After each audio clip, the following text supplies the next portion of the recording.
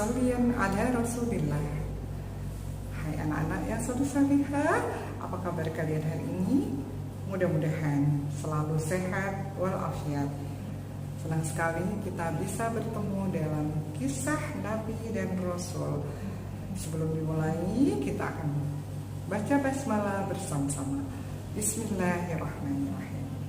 Nah, anak-anak yang salihah, kita akan bahas kisah teladan Nabi Sulaiman alaihissalam. Semoga dengan melihat video pembelajaran kali ini, kalian bisa mengambil hikmah di dalamnya dan bisa menceritakan kembali kisah teladan Nabi Sulaiman alaihissalam. Sudah siap? Oke, kita lihat cerita selengkapnya. Setiap rasul pasti diberikan mukjizat oleh Allah. Begitu juga dengan Nabi Sulaiman alaihissalam. Nabi Sulaiman alaihissalam dianugerahi beberapa mukjizat. Dikisahkan dalam Al-Quran, Nabi Sulaiman mampu mengendalikan angin. Nabi Sulaiman alaihissalam dan ayahnya Nabi Daud alaihissalam merupakan dua orang rasul yang diutus kepada Bani Israel di Palestina pada waktu itu. Sejak masih kanak-kanak hingga remaja, Nabi Sulaiman sudah memperlihatkan kecerdasan, kecakapan, dan kemampuan berpikir yang baik, terutama dalam pengambilan keputusan. Nabi Sulaiman alaihissalam diceritakan juga sering menengahi berbagai perselisihan yang terjadi antar penduduk di kalangan Bani Israel.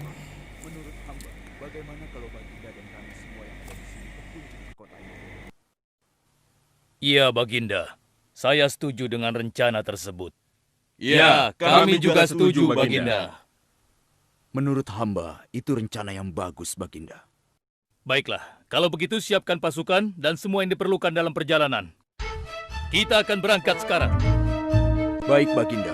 Hamba segera siapkan.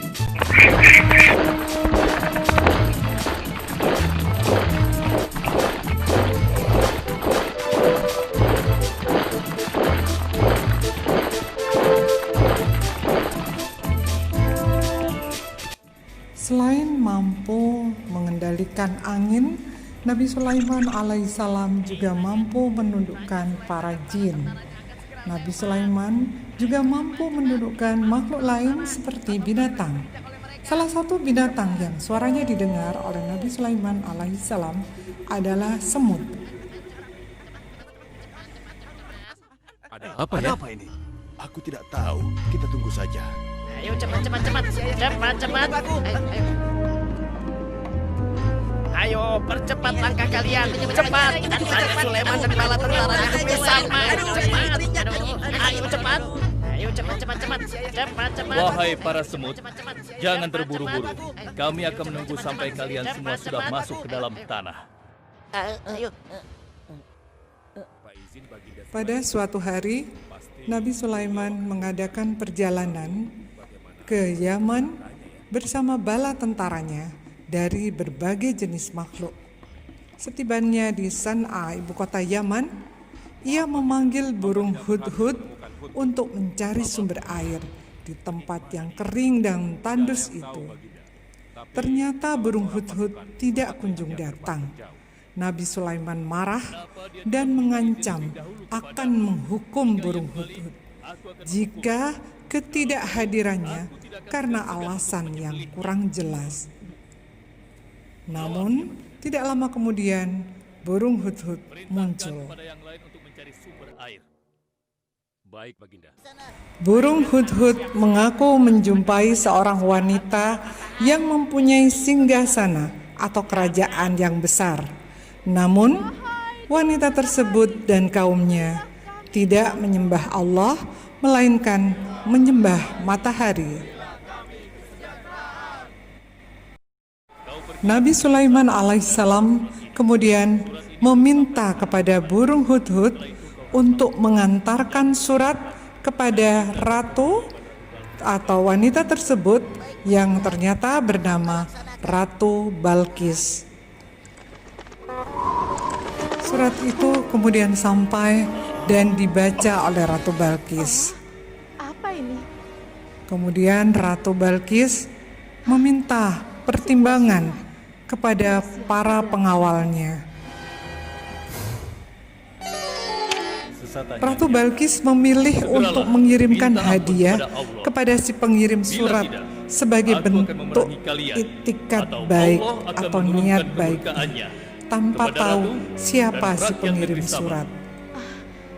Siapa orang? Para utusan itu membawa 500 balok emas, sebuah mahkota yang bertahtakan permata, minyak kasturi, dan hadiah-hadiah lainnya, beserta surat jawaban. Burung hudhud segera terbang menuju Nabi Sulaiman untuk memberitahukan kepada Nabi Sulaiman semua apa yang ia dengar dan ia saksikan itu. Nabi Sulaiman alaihissalam kemudian memerintahkan para utusan tersebut untuk kembali. Tidak hanya itu, Nabi Sulaiman meminta ratu mereka untuk mendatangi Nabi Sulaiman. Bahkan Nabi Sulaiman alaihissalam mengancam akan mengusir mereka dari negeri mereka, yaitu negeri Saba, jika sang ratu tidak mau datang. Mengetahui Ratu Balkis memenuhi permintaan Nabi Sulaiman, maka Nabi Sulaiman memerintahkan kepada para pembesarnya untuk membawa istana Ratu Balkis kepada Nabi Sulaiman. Subhanallah, Allahu Akbar. Hanya Engkau ya Allah, Allah yang patut disembah. Wahai rakyatku, telah kalian saksikan kembali bukti kebesaran Allah. Subhanallah, Allahu Akbar. Saat Ratu Balkis tiba, beliau tidak menyangka bahwa ada istana yang menyerupai miliknya di Saba. Selama ini beliau berpikir beliaulah pemilik istana terindah. Saat ditanya oleh Nabi Sulaiman, "Seperti inikah singgasanamu?" Dengan terperanjat, Ratu Balkis menjawab, "Seakan-akan singgasana ini singgasanaku." Kemudian Ratu Balkis dipersilakan masuk ke istana Nabi Sulaiman. Oh ya, istana kecil. Baiklah.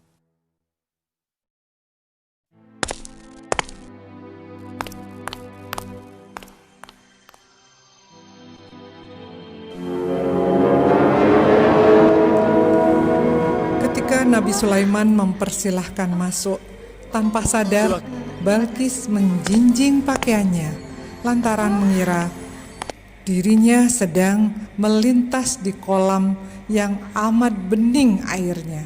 Padahal yang dilewatinya itu bukan kolam, melainkan lantai istana yang terbuat dari kaca.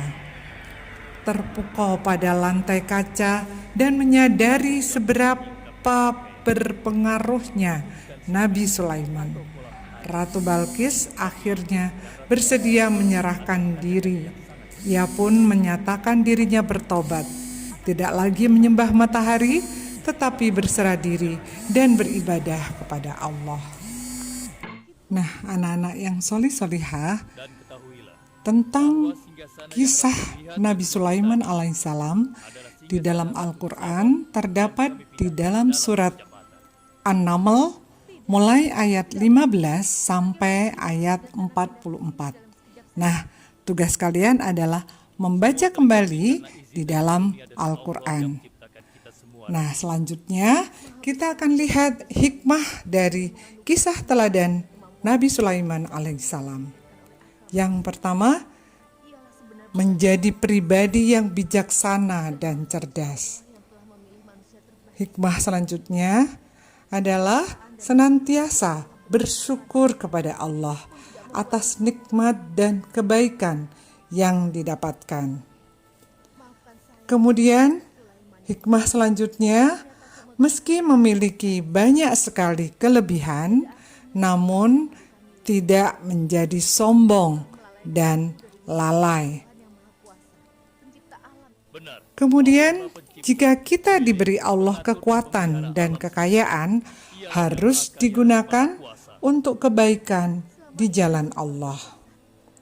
Nah, selanjutnya kita juga harus peduli pada sesama, bahkan kepada mereka yang lemah sekalipun. Kalian bisa lihat bagaimana kisah Nabi Sulaiman dengan para semut.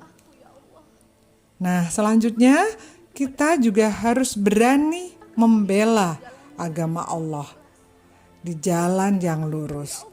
Bagaimana Nabi Sulaiman bersama atau menghadapi Ratu Balkis. Dan yang terakhir, harus taat dan patuh kepada Allah dan senantiasa berdoa dan memohon ampun kepadanya. Nah, anak-anak yang soleh-solehah, sekian video pembelajaran kita kali ini. Sampai ketemu lagi pada kisah teladan Nabi dan Rasul selanjutnya.